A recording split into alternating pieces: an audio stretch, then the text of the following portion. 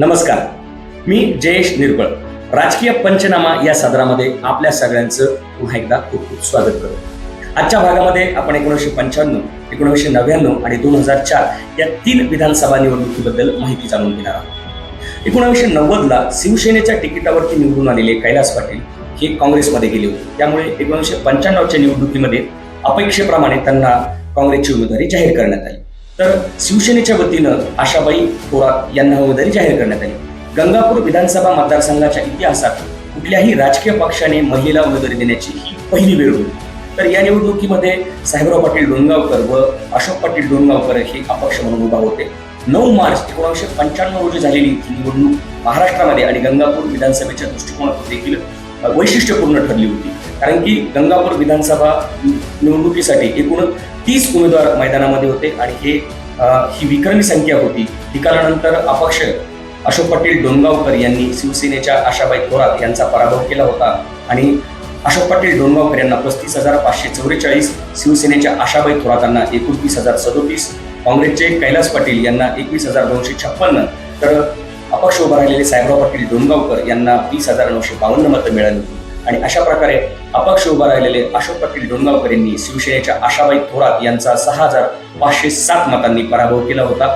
निकालानंतर महाराष्ट्रामध्ये काँग्रेसला 80 जागा, शिवसेनेला 73, तर बीजेपीला 65 जागा मिळाल्या होत्या आणि त्यामुळे पहिल्यांदाच गैर काँग्रेसी सरकार स्थापन होण्याची चिन्ह दिसत होती. या निकालाचं आणखीन एक वैशिष्ट्य की महाराष्ट्र विधानसभेच्या निवडणुकीच्या इतिहासात पहिल्यांदाच 45 अपक्ष आमदार निवडून आले होते.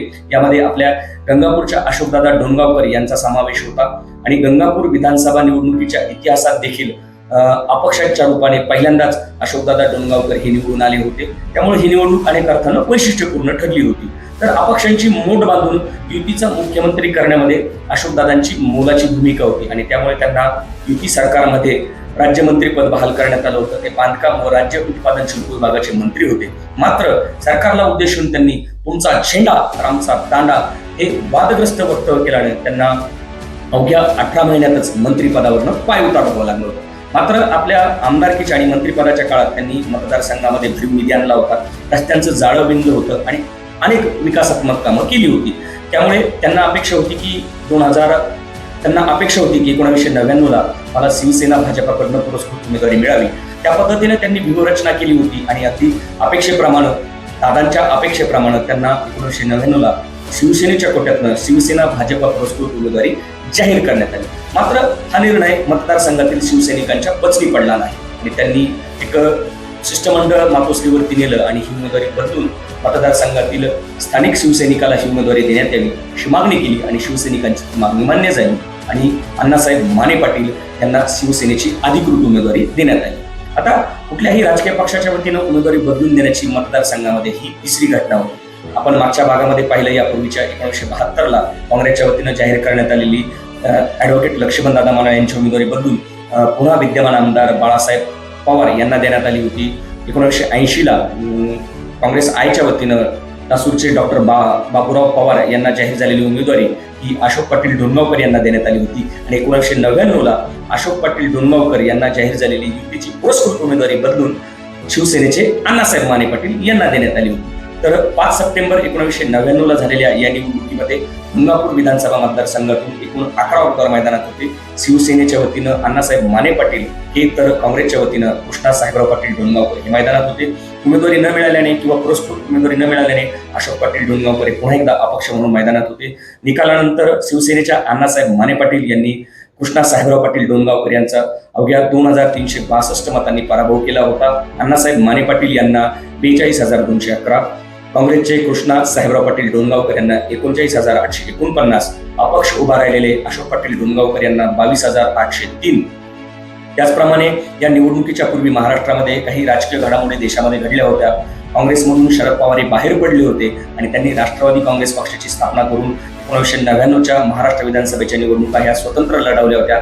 आपला पक्ष नौका असल्यामुळे त्यांनी काही ठिकाणी युती केली होती. त्यामध्ये गंगापूर विधानसभेसाठी त्यांनी समाजवादी पक्षासोबत युती करून ही जागा समाजवादी पक्षाला सोडली होती. त्यामुळे समाजवादी पक्षाच्या तिकिटावरती या निवडणुकीमध्ये खुलताबादचे विलास चव्हाण हे उभा होते. त्यांना 13,073 एवढी मतं मिळाली होती. शिवसेनेतनं बंडखोरी करून उभा राहिलेले संपत शेजूळ हे देखील या निवडणुकीच्या मैदानात होते आणि त्यांना 2,221 एवढी मतं मिळाली होती. आणि अशा प्रकारे 1999च्या निवडणुकीमध्ये पुन्हा एकदा शिवसेनेचा भगवा फडकला होता. अण्णासाहेब माने पाटील पहिल्यांदा विजयी झाले होते. शिवसेनेचे मतदारसंघातून निवडून गेलेले दुसरे आमदार ठरले होते. मात्र राज्यामध्ये काँग्रेस राष्ट्रवादीचं सरकार अस्तित्वात आलं होतं आणि त्यानंतर याच दरम्यान पुन्हा एकदा 2004च्या निवडणुका जाहीर झाल्या. 13 ऑक्टोबर 2004 रोजी झालेल्या या निवडणुकीमध्ये गंगापूर विधानसभा मतदारसंघातून एकूण 14 उमेदवारांनी आपलं नशीब आजमावलं होतं. यामध्ये शिवसेनेचे विद्यमान आमदार अण्णासाहेब माने पाटील, राष्ट्रवादीच्या वतीनं ही जागा खुलताबादचे विलास चव्हाण यांनी लढवली होती आणि अशोक पाटील डोणगावकर हे समाजवादी पक्षाच्या तिकिटावरती उभा होते. निकालानंतर शिवसेनेच्या अण्णासाहेब माने पाटील यांनी राष्ट्रवादीचे विलास चव्हाण यांचा 4643 मतांनी पराभव केला होता. विजय झालेले अण्णासाहेब माने पाटील यांना 50,985 तर विलास चव्हाण यांना 46,342 व समाजवादी पक्षाच्या तिकिटावर उभा राहिलेले अशोक पाटील डोणगावकर यांना 43,243 एवढी मतं मिळाली होती. या निवडणुकीचं एक वैशिष्ट्य सांगायचं म्हणजे अशोक पाटील डोणगावकर यांची ही 5वी निवडणूक होती. त्यांनी 1980ला सर्वप्रथम काँग्रेसच्या तिकिटावरती निवडणूक लढवून ते विजयी ठरले होते. त्यानंतर ते 1990ला देखील अपक्ष म्हणून उभा होते. 1995ला पुन्हा ते अपक्ष उभा होते आणि यावेळी त्यांनी अपक्ष निवडून येत मंत्रिपद देखील मिळवलं होतं. 1999ला ते चौथ्यांदा अपक्ष उभे होते आणि 2004ला सपाच्या तिकिटावरती ते उभा राहिले होते.